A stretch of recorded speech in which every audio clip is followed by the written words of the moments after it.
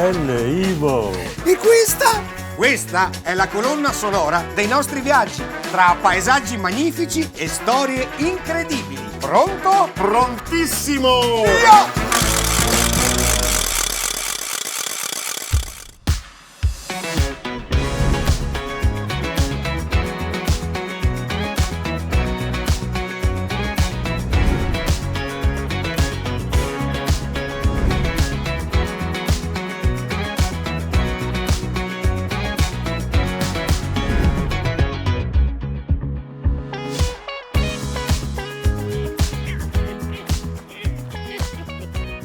Ivo Gallo! Lele Marcassa! Sei contento? Contentissimo! Dove mi hai portato? Casa tua. Sì, Jesolo! Jesolo! Dove andiamo? Dove andiamo? Allora, Jesolo non è solo quella lunghissima spiaggia che tutti È conoscono. stato uno strano giro. Sì. Ma Jesolo è tante cose. Ad esempio, la laguna nord di Venezia, la spiaggia, la natura, ma anche tantissima storia. Se sei d'accordo, Con te prendiamo sono sempre d'accordo. una bicicletta pedalata Assistita, una, due, una testa. due bici e cominciamo questo nostro viaggio nella città di Jesolo.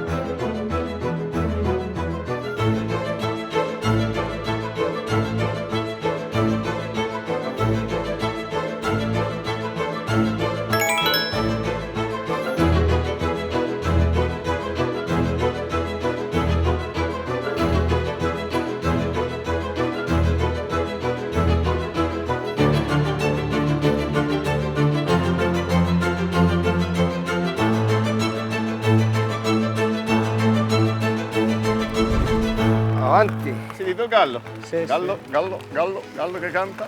Questo è il Piave, però vecchio. Vecchio. La Adesso Piave vecchia. Si chiama adesso? Come si chiama? Dimmelo Sile. tu. Sile. Eccolo qua. Questo è un cippo di conterminazione. Che parola strana, cos'è che vuol dire? Non è uno scioglilingua, è insomma un termine un po' arcaico che significa confine. Ah. Vedi che c'è il leone di Venezia, Marciano, c'è un numero 51. 51, argine di, vedi, contermi, Contermi. abbreviato, 1791, perché in quell'anno, siamo ormai alla fine della lunga storia di Venezia, di lì a poco finiva la Serenissima, però ecco, posarono questo cippo come altri 99, quindi un centinaio, e segnano il confine tra terraferma e laguna, per motivi amministrativi evidentemente. Poi nell'800 alcuni di questi vennero sostituiti con cippi con la stessa funzione, però di pietra d'Istria. Però è bello perché è un pezzo della storia di quell'antica repubblica, questo abbiamo detto il numero 51. E Se non sbaglio ce n'era uno vicino al ponte. vicino al ponte del ciclabile, paese, sì. Quello è un altro, non abbiamo visto il numero, però evidentemente sono in serie. Di qua la Piave Vecchia, di qua a pochi passi da noi la laguna di Venezia, laguna nord. Quindi questo fiume, che è l'antico corso del Piave, ora si chiama Sile perché nel grande momento di lavori idraulici di diversione dei fiumi, l'acqua del Sile venne fatta confluire tramite un grande canale, un taglio, all'interno di questo alveo che era senza acqua perché venne tagliato a San Donà di Piave per spostarlo il più lontano possibile dalla laguna, perché ovviamente i detriti che arrivavano dalle montagne, essendo la laguna a pochi passi, il fiume rischiava di interrare il bene fondamentale della Venezia antica, il bene fondamentale di Venezia che è la laguna. Esattamente. Andiamo avanti? Quante ne sai? Tantissime. Andiamo avanti. Tantissimissime.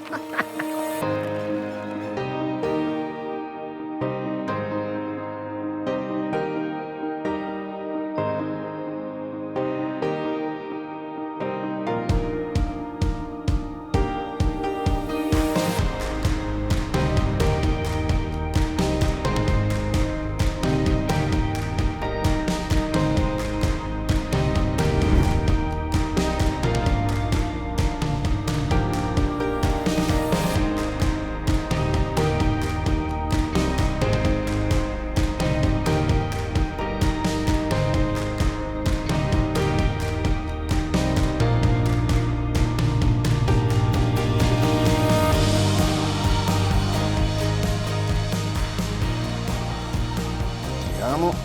Bello. Sembra di essere in un altro pianeta.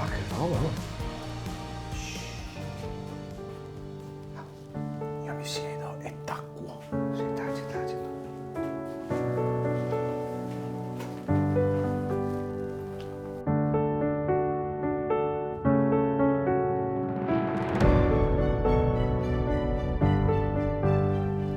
Ecco, abbiamo raggiunto questo luogo, questo oratorio. La cosa interessante è il paesaggio che c'è intorno a questa piccola chiesa. Una chiesa antica. Pensate che lontano nei tempi Lio Maggiore conteneva all'interno di questi spazi tra acqua e terra 7 chiese, perché era un luogo molto importante per Venezia. A pochi passi da dove siamo noi si trova ancora il canale Caligo, il quale conduceva le merci che provenivano dalle montagne, dalle Dolomiti, passavano lungo il corso del fiume Piave e poi si intersecava con questo canale che portava alla laguna e quindi a Venezia. Quindi per oltre 1000 anni questo luogo è stato attraversato da migliaia e migliaia di persone, migliaia di zattieri che legavano i tronchi che provenivano appunto dal Montello e dalla montagna, ma anche dal Cansiglio, fluitando lungo questa via antica d'acqua per rendere Venezia ciò che ancora oggi vediamo. Quindi tutte le fondazioni sono state create grazie alla piantumazione di questi pali di legno, che altro non è che una foresta, se vogliamo, al contrario. E quindi, essendo un luogo di passaggio molto frequentato, aveva bisogno di punti di sosta e anche punti di preghiera. Questo è un piccolo oratorio dedicato a Sant'Antonino. Si parla di una chiesa con questa dedicazione già nel 1300. In realtà le voci di chi abita questi luoghi dice che questo manufatto sia del 600. Ad ogni modo, dopo la fine dei grandi commerci, tutte le chiese, molti luoghi di Lio Maggiore sono andati in rovina, abbandonati, e poi ci fu questa bella iniziativa privata della famiglia di Adriano Enzo, che a fine anni 90 decise di ristrutturare questa piccola chiesa, che è ancora consacrata anche oggi, e la particolarità è che ha usato questo legno di rovere lavorato a mano e rende questo piccolo luogo di culto davvero, davvero unico.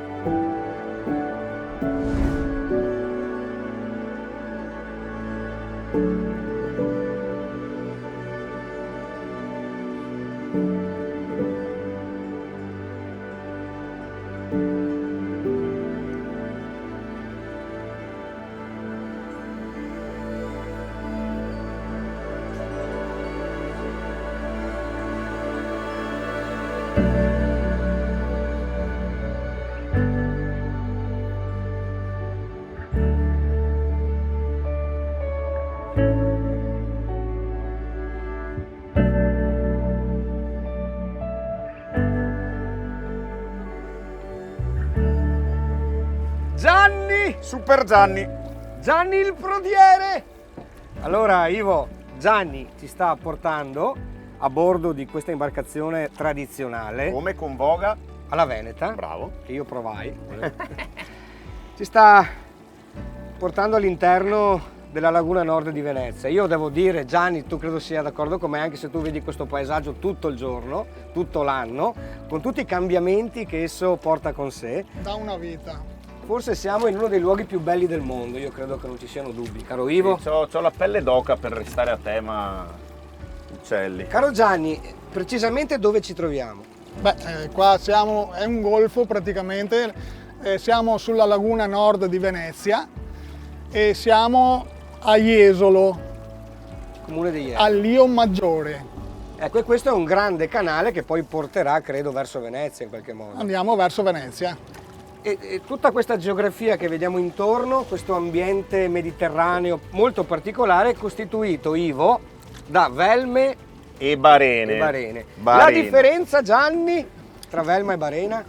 Allora, la Velma è un deposito dell'acqua e le barene invece sono quei fiordi di piante particolari che vedete qua attorno, che praticamente sono una quindicina di tipi particolarissime perché vivono sull'acqua salata. Acqua salata, giusto. E 2 volte al giorno con le maree vanno sotto acqua. E le piante che ci sono sopra? Sì, Sono le piante, la salicornia, tipo, no? sì, la salicornia, poi c'è il limonio, c'è il linis, c'è l'orzo selvatico, circa una quindicina di tipi. Poi ce n'è uno col quale si fa la grappa. Il santonico. Santonico, buono. Ottimo, il Santonico. Mi viene da pensare che è come noi vivessimo Venezia prima di essere Venezia, quindi tantissimi isolotti con questa vegetazione unica al mondo che ricostruisce un po' la cartolina di quello che la laguna era un tempo. Ricordiamo che è la laguna più grande del Mediterraneo, sono circa 550 km quadrati e come diceva Gianni, ogni giorno l'acqua dell'Adriatico entra e poi esce 2 volte al giorno, quindi quest'acqua si cambia 2 volte al giorno e questo è un po' anche il segreto della salubrità della stessa città di Venezia. Io devo dire sono molto emozionato perché un paesaggio del genere difficilmente lo si trova in giro per il mondo e abbiamo la fortuna quest'oggi di viverlo. Siamo proprio fortunati ad essere qui. Tra parentesi Gianni, questa è un'imbarcazione tipica della laguna che si chiama, Mascheretta, che l'avete costruita tu e tuo l'abbiamo fratello. costruita io e mio fratello. Quindi oltre che ad essere gestori di uno dei luoghi più importanti della laguna, siete anche dei mastri d'ascia. Bah, Insomma, hobby. Aspetta, abbiamo detto Gianni, ma tuo fratello come si chiama? Michele. Ah, ok. se ci siamo sopra, voglio dire, è costruita bene mi sembra, no? Esatto. Per ora funziona, per ora funziona. Ma Gianni, io so che è da tante generazioni che vive qui Sì. e il suo caro nonno cosa faceva tutti i giorni? Il nonno andava a Venezia a portare frutta e verdura Così. con la barca a remi, con una barca non come questa ma molto molto più grande Piena perché di portava roba. tanto peso. Con Quindi due braccia così. partivano in 2 e vogavano fino a Venezia che sono circa 35 km. E da qui c'è la famosa leggenda del Caigo, perché a un certo punto quando c'era la nebbia lagunare, per farsi riconoscere urlavano Caigo. Caigo! Qui leggo la barca, l'imbarcazione e mi fermo, Caigo. Eh sì, perché nella nebbia poi c'era la possibilità che una barca dietro si scontrasse. Esatto. E quindi c'era questa famosa espressione che poi è rimasta nella storia. E devo ammettere che sono un po' fiero del mio nome, Caigo. perché si può dire anche Caivo. Insomma Gianni, voi date anche l'opportunità ai turisti e ai clienti di vedere questo paesaggio pazzesco. Certo, noi forniamo delle nostre barche e loro hanno praticamente una porzione di laguna dove vanno a visitare Burano, Torcello. Fantastico. Gianni, noi ti ringraziamo della tua gigantesca disponibilità e del fatto che ci permetti di vivere questa emozione davvero magica. Grazie a voi. Grazie. Grazie. Ciao. Voga alla... Via Veneto. Bravo.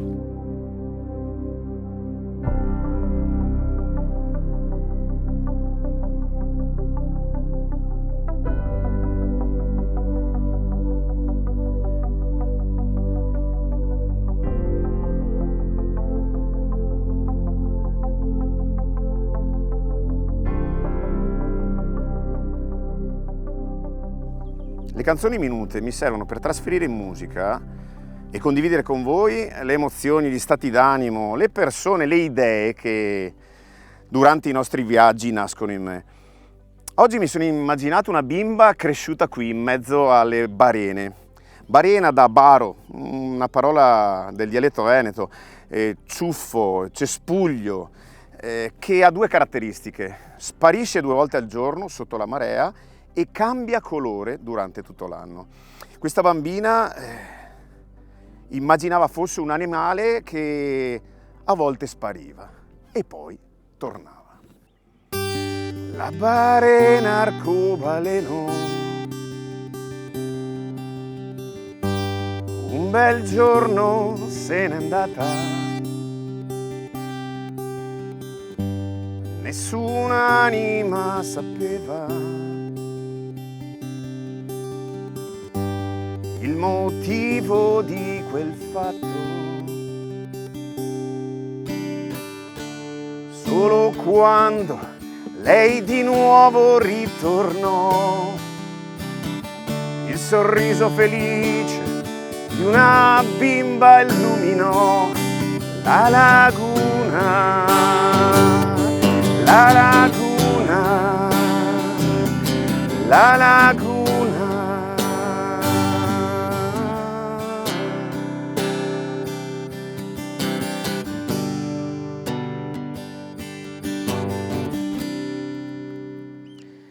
Camminando su questo argine, in questa giornata così particolare, molte evocazioni invadono i miei pensieri hemingwayani, pensieri legati alla bellezza di questo luogo, che bisogna viverlo e volerlo, nel totale rispetto dell'ambiente, del paesaggio.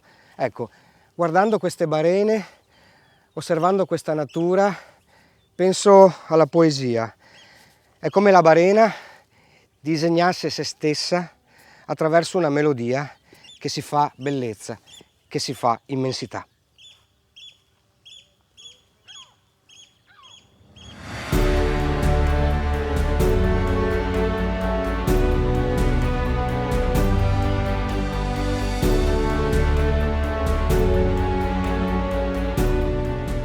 Piacere essere con Loredana. Ciao Lelle, ciao, piacere tutto nostro. Io ricordo i vostri inizi, circa 30 anni fa. Esatto, 30 anni fa siamo partiti in questa laguna magica Sì. di Jesolo, la Laguna Nord. Che molti non sanno che patrimonio UNESCO è Patrimonio UNESCO, sì, sì. è all'interno di questo comune. Sì. Comune di Jesolo.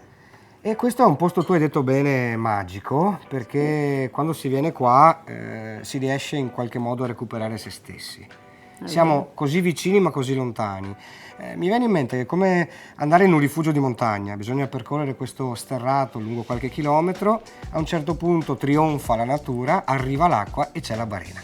Esatto, E voi è proprio così. da tanti anni avete delle bellissime camere, siete importanti anche per la ristorazione, delle cose che producete voi qui nell'azienda agricola. E cosa abbiamo qua, per esempio? Noi ci teniamo a puntualizzare che siamo prima un'azienda agricola, per cui tutti i nostri prodotti e le cose che poi vengono servite sono di nostra produzione. Oggi vi abbiamo preparato le tagliatelle col sugo di Germano Reale, che è sempre prodotto da noi, e il nostro cefalo, che viene fatto o alla griglia ovviamente, oppure trasformiamo i filetti e qua potete vedere del saor. Il saor è l'antica ricetta veneziana. Esatto.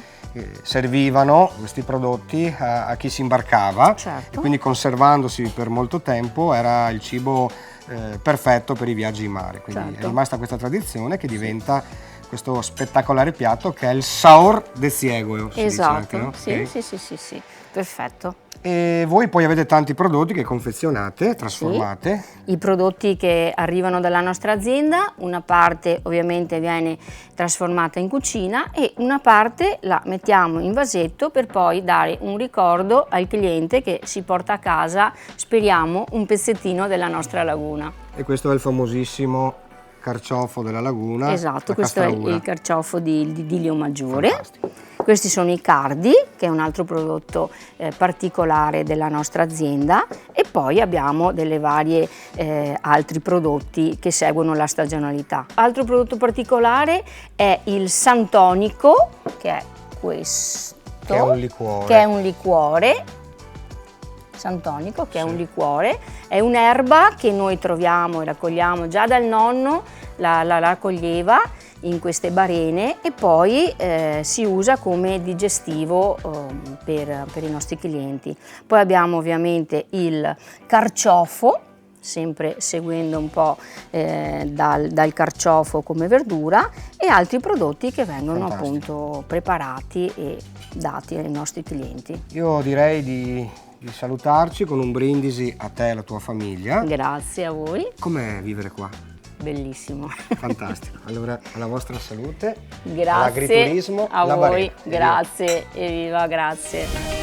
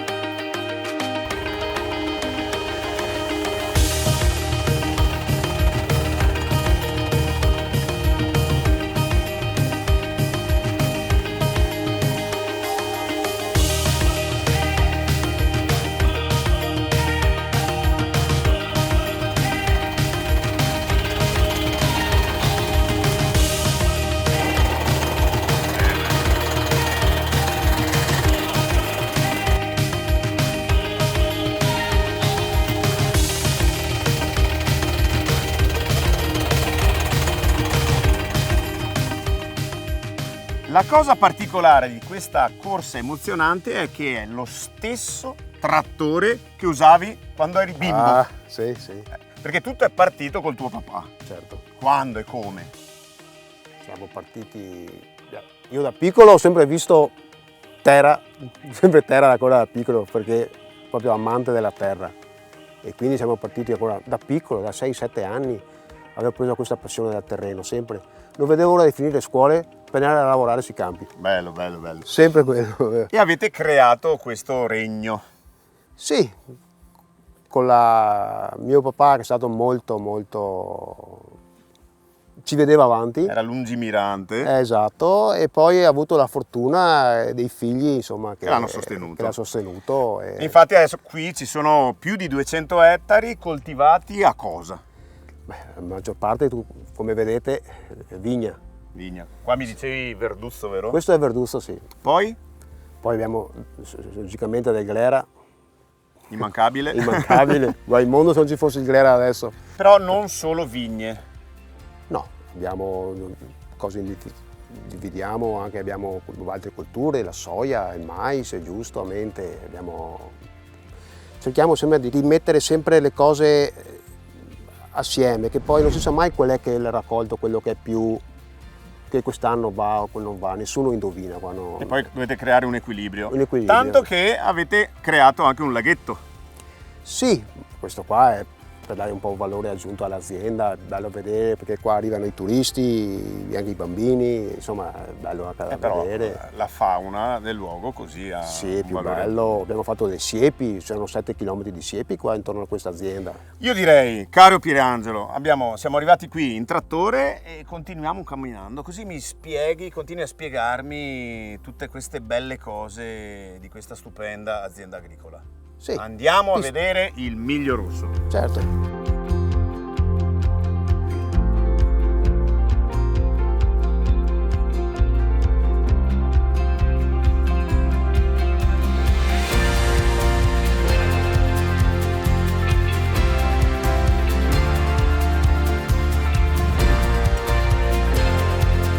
Bello essere con questi due giovanotti che sono alla terza generazione della famiglia Colla in questo podere molto grande, molto bello che si chiama Miglio Rosso. Alice, perché? Allora, Miglio è inteso come strada perché è un lungo percorso familiare, appunto come hai detto tu, è la terza generazione e diciamo che l'azienda poi è lunga più di 1 miglio, quindi miglio anche in senso di strada fisica, ecco. Sì. E poi rosso. E rosso è la colorazione tipica del vino, Del vino. per questo abbiamo scelto, sì. Caro Valentino, insieme a tua sorella e poi c'è anche un altro fratello più piccolo che sta per arrivare in azienda, Esatto. studia enologia, non a caso. Avete questa produzione di vini di ottima qualità, molto riconosciuta, non solo in Veneto ma in tutta Italia, ma fattivamente cosa producete?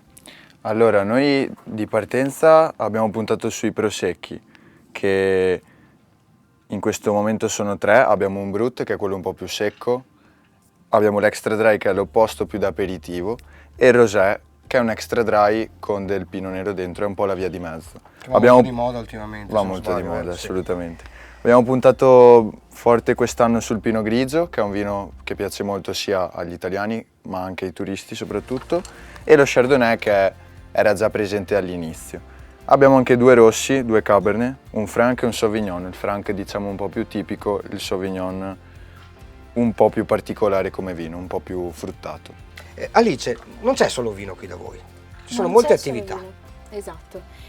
Diciamo che noi siamo attività di enoturismo, quindi siamo un'attività enoturistica, oltre appunto a vendere il nostro vino, arrivano i turisti. I turisti vengono qui, fanno degustazione, quindi assaggiano i nostri vini in accompagnamento a taglieri, misti, salumi, formaggi, delle PPL comunque locali. E poi facciamo anche eventi, organizziamo matrimoni, cerimonie, compleanni e quindi insomma So che c'è avete molto fatto altro. concerti, iniziative culturali, Sì. insomma parecchie cose. Anche con il comune, devo dire, Collaborate. collaboriamo, sì. Anche perché il posto c'è, Lo immerso spazio nel c'è. verde, avete questi gazebo, insomma è un posto davvero da visitare, quindi è l'invito che faccio a chi ci osserva, passando verso le spiagge, di fare una tappa qui al Miglio Rosso. E poi però siete vicini anche al mondo educativo, ai bambini. Sì, esatto. Noi siamo fattoria didattica. Quando abbiamo aperto il Miglio Rosso e diciamo sono entrata in azienda, ho aperto come fattoria didattica, quindi facciamo centri estivi d'estate e laboratori per famiglie durante l'anno a tema, quindi la vendemmia, e riportiamo anche le tradizioni. Allora, direi di fare un brindisi con il Brut, che tra le bollicine è penso il migliore per fare un brindisi. Ha poco zucchero e la bolla è molto fine, quindi riusciremo a capire bene la materia prima, la qualità di Quindi tu essa. sei molto esperto, nel senso sei enologo, no? Non molto, ma No, vedo che qualcosa insomma, ne ho. hai una proprietà linguistica legata all'enologia, direi perfetta, caro Valentino. Bravi Ringrazio. ragazzi. Allora noi brindiamo, facciamo un brindisi Brindiamo. unitamente anche a tutta la famiglia. In questo momento voi rappresentate parte di essa. E a Jesolo non c'è solo la spiaggia, non c'è solo la meravigliosa Laguna Nord, ma c'è anche l'agricoltura e c'è la campagna e soprattutto il vino, un vino di altissima qualità. La strada giusta si chiama Miglio Rosso. Evviva ragazzi, alla vostra salute. Cin cin. Cin cin. Cin cin. Grazie.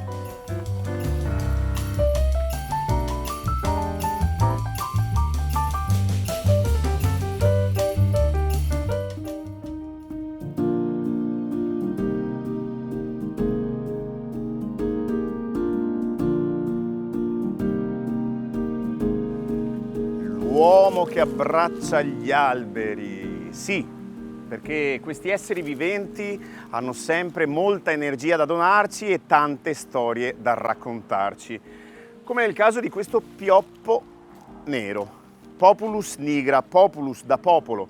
Sembra che gli antichi romani usassero piantarli nelle piazze. Pensate che Piazza del Popolo a Roma sembra derivi proprio dal fatto che ci fossero tanti esemplari di quest'albero. È l'ultimo testimone vivente di ciò che sorgeva qui al posto dell'attuale Parco Mendes, e cioè il cimitero militare di Cagamba, allestito nel 1917 per ospitare le salme dei caduti a Cava Zuccherina, sia italiani che austro-ungarici. Pensate, circa 6.000 corpi, tra i quali anche quello del tenente di vascello Andrea Baffile. Uno degli 11 corpi scelti per essere il milite ignoto fu scelto proprio qui. E quindi un albero importante che ora abbraccerò. Perché? Abbracciare un albero porta fortuna, ma soprattutto ti allunga la vita.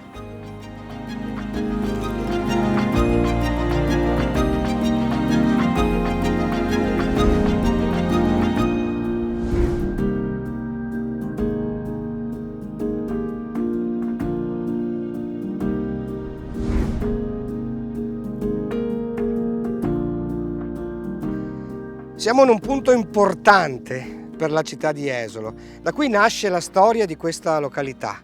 Alle mie spalle ciò che rimane dell'antica cattedrale dedicata a Santa Maria Assunta, una costruzione religiosa molto importante che risale al IX secolo d.C. Un tempo dovete immaginare che la laguna era molto più estesa e tutte le aree anfibie del litorale erano molto più ricche d'acqua. Quindi una laguna molto grande che partiva da Chioggia e giungeva fino a Grado, intermezzata da tantissimi lidi sabbiosi e da molte isole. Una di queste isole era Equilium, il nome antico di Jesolo, che significava città dei cavalli. Dovete immaginare tantissime mandrie di questi cavalli poi utilizzati dalla Serenissima Repubblica che pascolavano sui lidi e sulla macchia mediterranea di quello che un tempo era Jesolo. Però questa chiesa era importante perché era sede del vescovo, e molto grande, pensate una costruzione alta 30 metri, la pianta era 25 x 46 a croce latina e ricca di grandi rivestimenti marmorei. Ora rimane una rovina di quello splendore, perché poi Jesolo dovette affrontare un periodo di abbandono dovuto all'interramento della laguna. Iniziarono i grandi lavori idraulici della Serenissima. Il primo di questi lavori inizia nel 1499, una cava, un canale, voluto ovviamente dalla Repubblica e progettato dall'ingegner Alvise Zuccarin, da cui il nome che poi la città ha mantenuto per tanti anni, che è Cava Zuccherina, quindi il canale dell'ingegner Zuccarin. Il nome Cava Zuccherina permane dal 500 fino agli anni 30, in cui si decise di nobilitare un po' il nome di questo luogo. Si prese la Ilunga, che richiamava il nome di Jesus, di Gesù, unitamente all'antica storia dei cavalli. Insomma, a un certo punto si decise che questa località si sarebbe chiamata Jesolo. E dal 1466 fu abolita la diocesi di questa isola, di questa città, e ci fu poi un nuovo periodo di splendore nel Rinascimento dovuto alla cura che ne ebbero i patrizi veneziani Soranzo. E venne costruita una nuova chiesa dedicata a San Giovanni Battista. Jesolo oggi è una delle città turistiche più importanti d'Europa. Ogni anno viene visitata da circa 5 milioni di turisti, perché unisce il mare Adriatico, il fiume Piave e la splendida laguna di Venezia. Il nostro viaggio prosegue proprio alla scoperta del lido di Jesolo.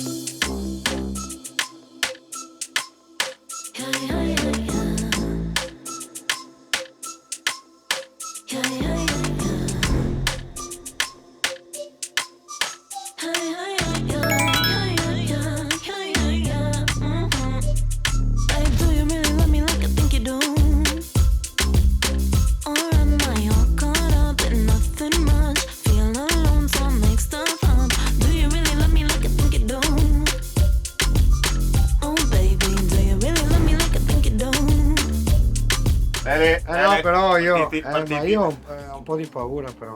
Perché tu soffri di vertigini. Già adesso non va bene. Guarda che non guardi fuori.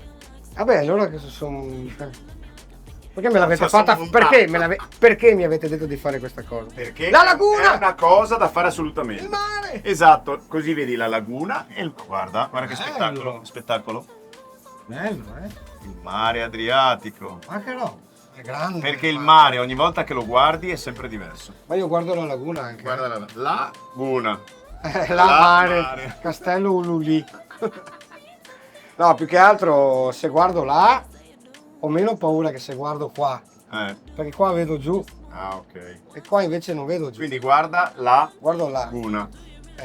No, dico, uno può vedere la laguna in un solboccone e il mare, no? Bello, bella idea. Sì, interessante. La bella Jesolo. Bellissima Jesolo, no, bella Jesolo.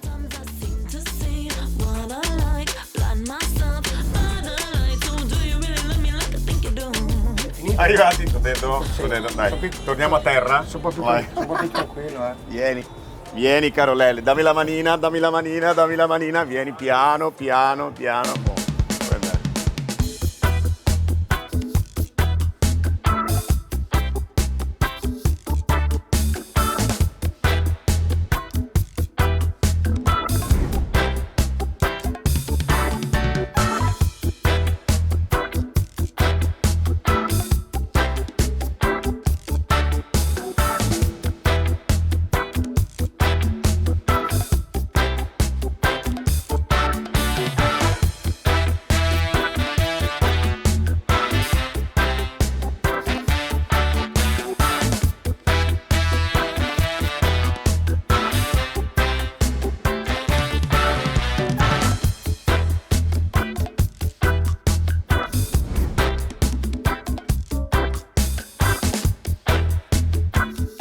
Dopo la ruota ci sta una bella passeggiata nella via Bafile. No, questa è Come via no? Verdi, la continuazione di via Bafile, come via Trentin, via Foscolo e via dei Mille, la più lunga isola pedonale d'Europa. Lunga Più di 14 km. Ah, il locale di legno! È il locale di legno, mi sembra di conoscerlo, c'è un tipo che suona dentro. Ogni tanto. Carolelle Marcassa, benvenuto a casa mia. Oh, finalmente si scrocca. Esatto, ci vediamo una bella birra.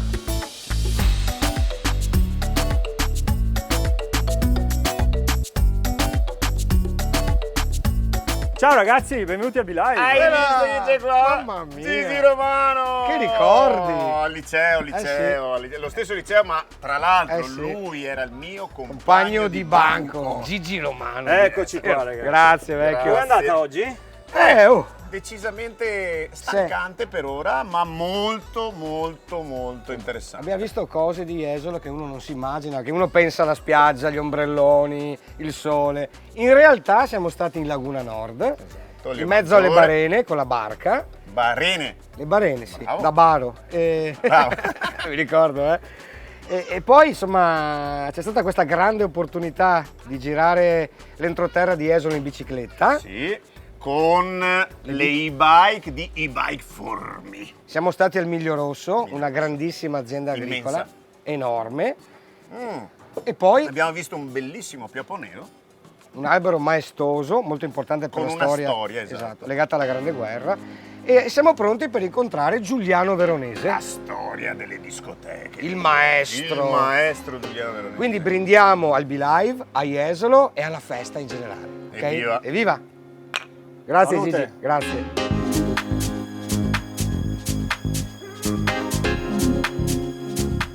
Insomma, movida qua, Ritorno alle origini. Da un locale all'altro come in un lampo, Sì, e per fortuna ce ne sono ancora qui a Jesolo. questo ha 30 anni circa. Sì, È circa, uno dei sì. più storici ormai, che è il Marina Club. Marina, molto bello, guarda che bella location, Sì, natura.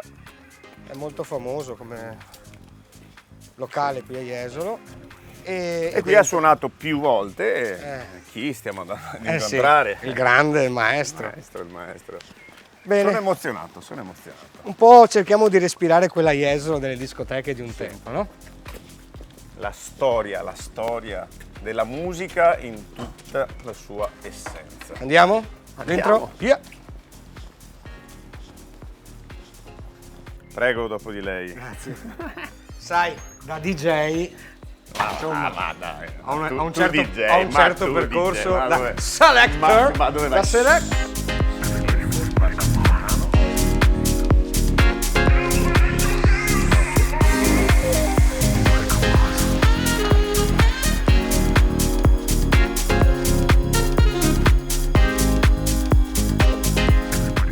È davvero un grande onore, un piacere essere al fianco del maestro Giuliano Veronese. Intanto grazie di essere qui con noi. Niente, scherziamo. Giuliano, come tutti sanno, ha rappresentato la grande epopea della musica ballata e suonata in questo litorale splendido che è quello di Jesolo. Una storia abbastanza ricca di avvenimenti, di accadimenti, di conoscenze, Sì, di grandi possibilità anche di conoscere forse i più grandi DJ del mondo, Giuliano. penso di aver suonato con tutti, E non solo a Jesolo, e peraltro. non solo a Jesolo. Cosa ti è rimasto nel cuore da quella grande epopea che è iniziata credo a metà anni 70 e qui a Jesolo è durata per tanti anni perché c'erano tante discoteche, vero? E ce n'erano circa quasi 30. Quasi 30 locali che suonavano musica e la gente ballava. Sì. E di quel periodo cosa è rimasto a Jesolo secondo te? O è cambiato tutto completamente? Per me è cambiato tutto. Neanche i gestori sono rimasti perché Sì. Beh, noi per esempio siamo in un luogo che ha una storia abbastanza, non lunghissima, ma da 30 anni esiste questo club, come pochi altri, qui siamo al Marina nella fattispecie. E c'è un momento della tua storia professionale che ti ricordi maggiormente con passione, con calore? Ma guarda, mi ricordo certe serate con Paul Oakenfold, per dire, Sì. che era penso un uomo straordinario, o Eric Morillo, che non c'è più, fra l'altro. Oppure il grande Claudio Coccoluto, che per me era un amico fraterno e purtroppo non c'è più neanche lui. È mancato da poco, infatti. Sono 2 anni che non c'è più. E siete quasi cresciuti musicalmente insieme. Più o meno sì, lo stesso periodo. Poi tu a un certo punto, oltre a miscelare la musica con la tua grande maestria, hai anche prodotto tantissima musica. C'è un periodo musicale che ti è più caro questi anni che hai vissuto? Ma guarda, il periodo musicale che mi è più caro è tutto sommato è recente, insomma, perché prendiamo i primi 2000, il periodo che produssi Stradivarius, che suonano ancora adesso, possiamo definire che genere questo? Diciamo tech house. Tech house. Sì. In maniera insindacabile è considerato uno dei più grandi DJ d'Europa. Grazie Giuliano. Grazie a te. Grazie. Grazie a te, grazie a voi.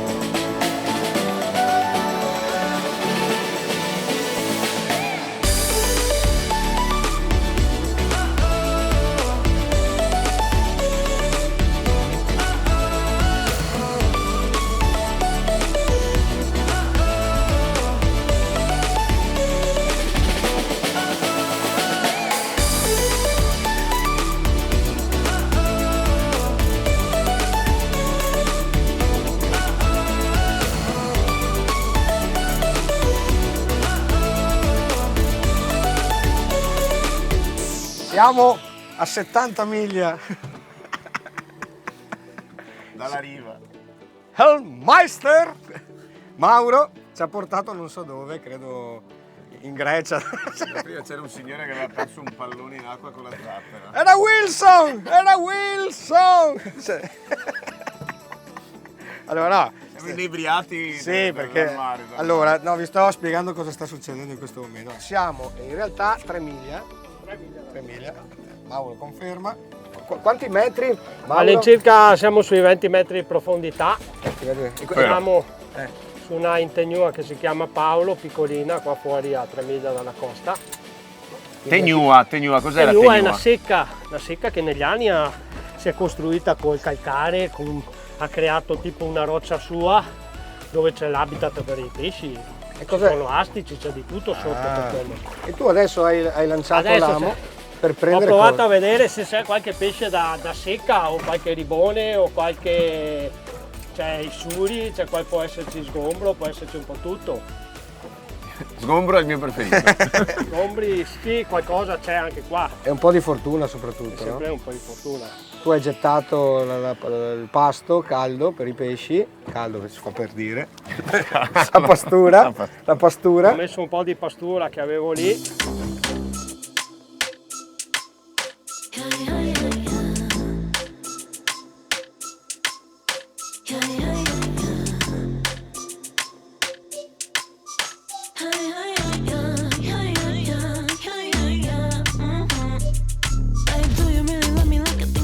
Da quest'anno, con l'aiuto dei miei, ho comprato questa barca per portare fuori la gente a pescare con le canne da pesca. Faccio un po' tutti i tipi di pesca. Tutto l'anno? Tutto l'anno, io pesco tutto l'anno perché anche in inverno comunque si può andare a calamari, a seppie, a cose del genere, diciamo. Pesce mangia sempre. Noi ti ringraziamo, Capitan Mauro. Grazie. Per la tua gentilezza e disponibilità. Poi quando torniamo a riva ci mangiamo i 2 pescetti sulla Gardea. Cucini tu? Cucino io. Mauro, grazie. Tanto grazie a voi. Davvero. E dopo magari organizzeremo una bella uscita fatta bene. Grazie. Grazie a davvero, voi. Grazie, grande Mauro. Grazie mille.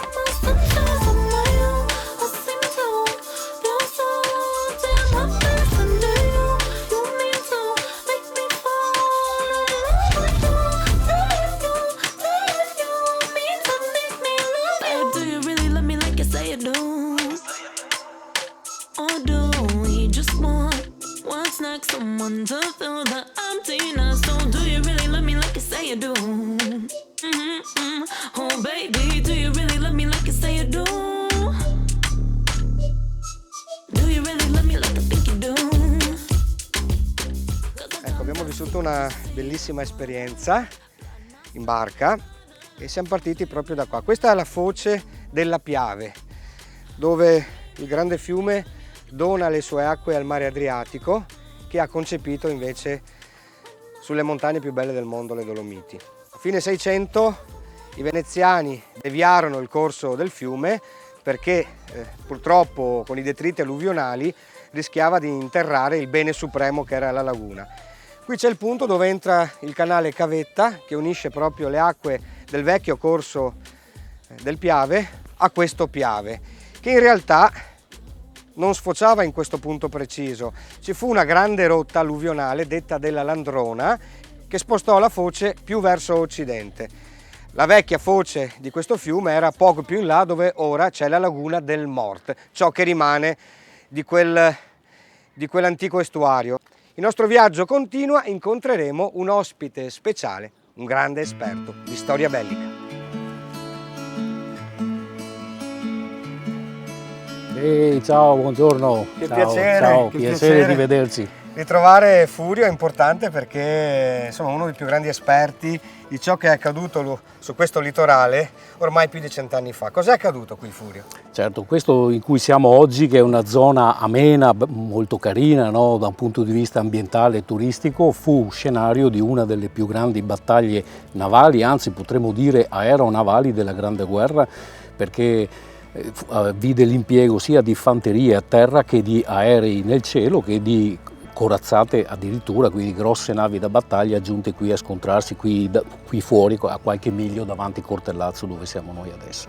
La battaglia che si svolse qui fu fatta da una batteria costiera di cannoni, una batteria Bordigioni con 4 cannoni da 152 mm che tirarono su queste corazzate, e inoltre la prima flottiglia Mask proveniente da Venezia, che si portò qui e che affrontò, diciamo, la flotta austriaca. Quindi con questi motoscafi siluranti si accostarono a circa 800 metri la formazione austriaca e lanciarono i siluri che, per difetti degli acciarini o quant'altro, non esplosero, tuttavia misero in forti preoccupazioni la flotta austriaca, che preferì girare e rientrare verso Trieste, il porto di partenza.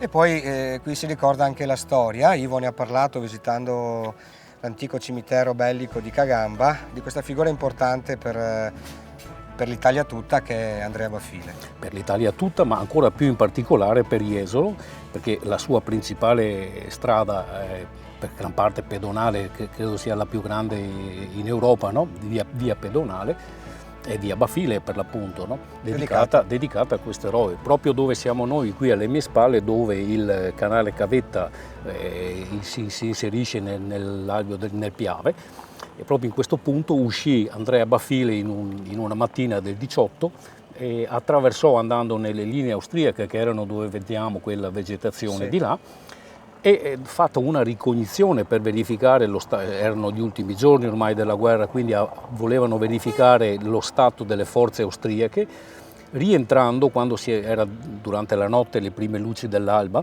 quando gli austriaci si avvidero che c'era una zemola, quindi una piccola imbarcazione con un marinaio che vogava e sto ufficiale, sto tenente Andrea Baffile. Quando stava rientrando furono colpiti da raffiche di mitragliatrice e Andrea Baffile spirò dove c'è un ristorante qui dietro, spirò proprio lì, insomma. Io, Furio, ti ringrazio ancora una volta, che ci hai aperto questa parentesi storica che non va dimenticata, visto anche il momento che stiamo vivendo, sempre per partire da ciò che siamo stati e gli errori che abbiamo fatto nella storia, affinché questi poi non si ripetano. Io ti ringrazio per tutto quello che fai e sicuramente ci ritroviamo. Certamente, grazie a voi. Furio. Grazie a voi. Ciao.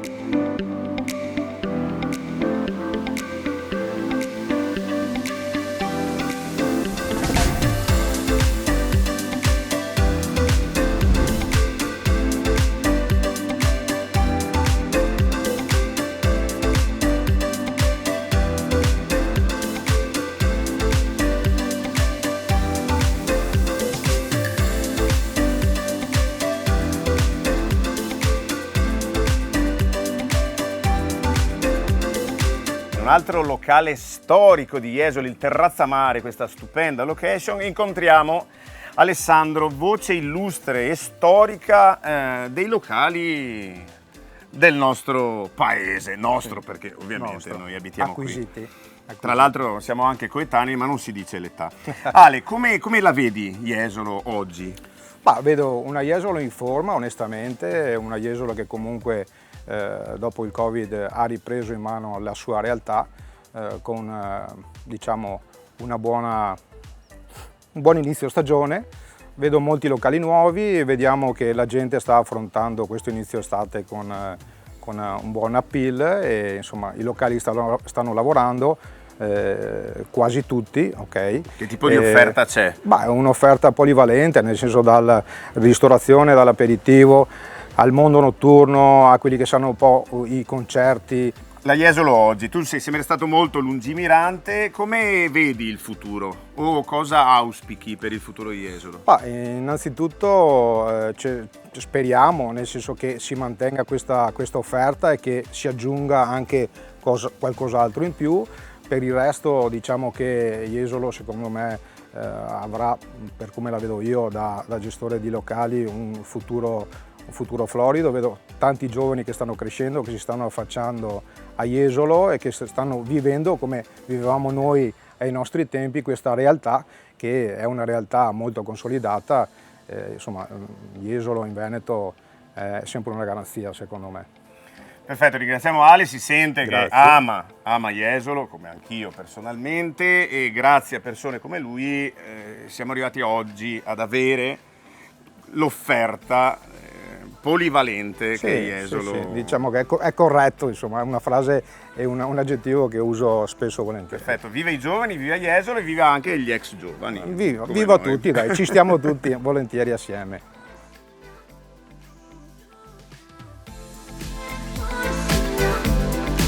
Sergio, Caro Lele, è un piacere trovare Sergio. dopo tanti anni. Sì, ci siamo conosciuti per motivi lavorativi, pensa, paradossale quasi. Un caro amico Sergio, nonché l'editore di una storica rivista, possiamo usare questo termine perché compie 30 anni, che è Vivi Jesolo. Esattamente. Vivi Jesolo quest'anno ha collaborato con noi, abbiamo lanciato entrambi il messaggio l'uno dell'altro, l'uno in favore dell'altro. E ci sono dei piccoli articoli all'interno della rivista, della mitica rivista Vivi Jesolo, che raccontano un po' anche i nostri viaggi. Vivi Jesolo 30 anni. Sergio. Allora, Vivi Jesolo, appunto, sono 30 anni che esce ogni 15 giorni. L'obiettivo che ha avuto da sempre è quello di migliorare la vacanza degli ospiti e di enfatizzare nei confronti dei residenti la propria località in maniera di farli inorgoglire. E devo dire che da quest'anno appunto abbiamo questa collaborazione con Raccola, perché io per primo, vedendo i viaggi di Lele e Ivo, spesso sono andato in queste località e quindi ho immaginato che anche ad un turista in ferie a Jesolo poteva essere interessato a vedere questi luoghi, queste proposte che voi appunto facevate vedere in televisione, perché effettivamente possono essere un arricchimento a una vacanza balneare. Da 3 anni a questa parte abbiamo fortemente investito e sviluppato la parte online, cercando di fare un upgrade rispetto agli altri. Quindi Vivi Jesolo si può leggere sul web, ma si può soprattutto ascoltare. Abbiamo tutta una serie di audioarticoli, quindi un'interattività totale con sia l'audio che con i video, proprio per dare modo a chi non trova il cartaceo o anche a chi poi, voglio dire, non si trova a Jesolo, di avere tutte le informazioni in una forma più moderna, più appetibile e anche più etica, per così dire. L'idea è nata proprio per consentire l'utilizzo di Vivi Jesolo anche ai non vedenti, ad esempio. Poi abbiamo visto che era una cosa molto comoda e quindi abbiamo iniziato a farlo sistematicamente, al pari di altre riviste molto più importanti della nostra, che sono i giornali nazionali, che anche loro puntano sempre di più sull'audio e sugli audioarticoli. Perfetto, io direi di vivere Jesolo, assolutamente, sì. Io Sergio ti ringrazio, speriamo che la nostra collaborazione continui anche nella prossima stagione, e so che Ivo Gallo a questo punto è alle prese con quello che chiamano stand-up paddle. Ok?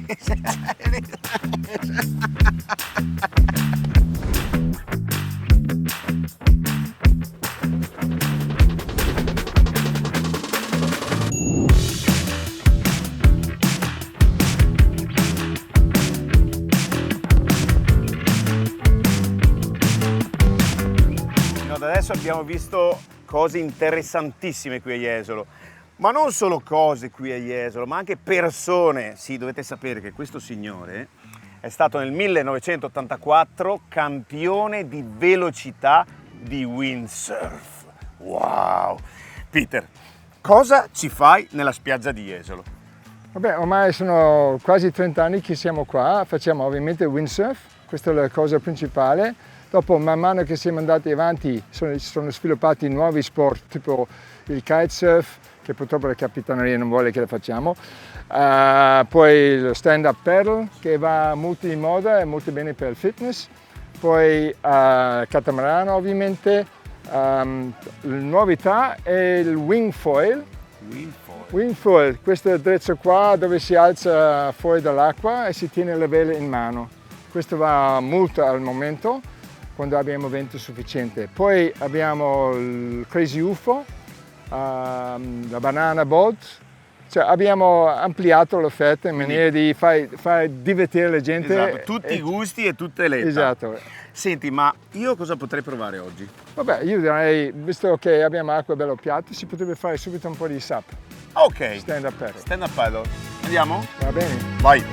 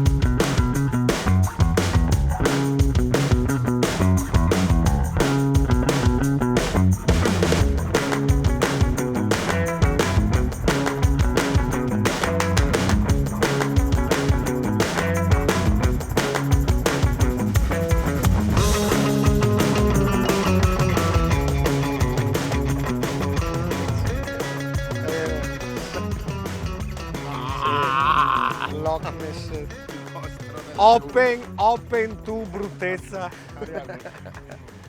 E quindi? È stato bello, faticoso, bello, devo imparare molte cose, ti sto vicino. Sei caduto? Positiva. Sì, tante volte. Tante volte. Sono contento di questo. Bene, adesso? E adesso terminiamo questo nostro viaggio, però magari... insomma... Sai, Dai là! Vado ad asciugare. Dai Tarzan, va ad asciugare.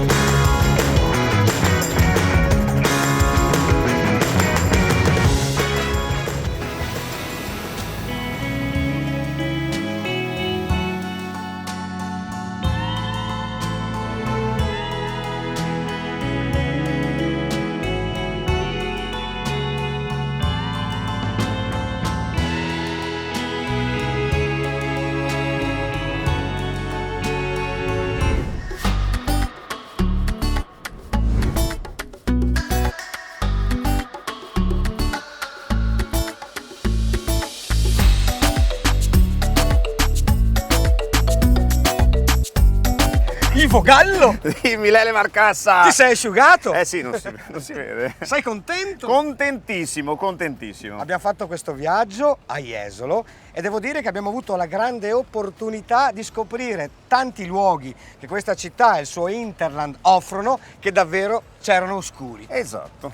La bellezza è proprio legata ovviamente a questo lunghissimo litorale, molto quotato, molto famoso in tutta Europa, alla bellezza della laguna patrimonio UNESCO, un posto incantevole, e poi questi corsi d'acqua che caratterizzano tutta la campagna circostante, quindi il Sile, davanti a noi c'è la Foce, il grande fiume Piave, i canali come il Cavetta e poi tanta gente simpatica abbiamo incontrato a Vogallo, che bello! Mi dispiace terminare questa avventura, Anche a me un po'. questa giornata di sole pazzesca.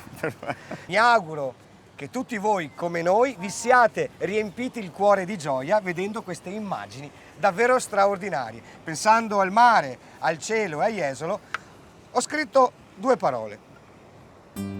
Ogni onda del mare ha una luce differente, proprio come la bellezza di chi amiamo. Cielo e mare sono come 2 specchi che di giorno si riflettono e di notte si ascoltano. Da Ivo Gallo, ma soprattutto da Lele Marcassà, si chiude questo nostro viaggio. Se vorrete, ci troviamo ancora nella prossima avventura. Ciao a tutti e grazie! Tutti a Jesolo a batterci le mani, a mettere le bandiere sui balconi. Sono arrivati i re dei ciarlatani, i veri quinti sopra il carrozzone. Venite tutti in piazza fra 2 ore, vi riempirete gli occhi di parole, la gola di sospiri per amore e il cuor farà 3000 capriole.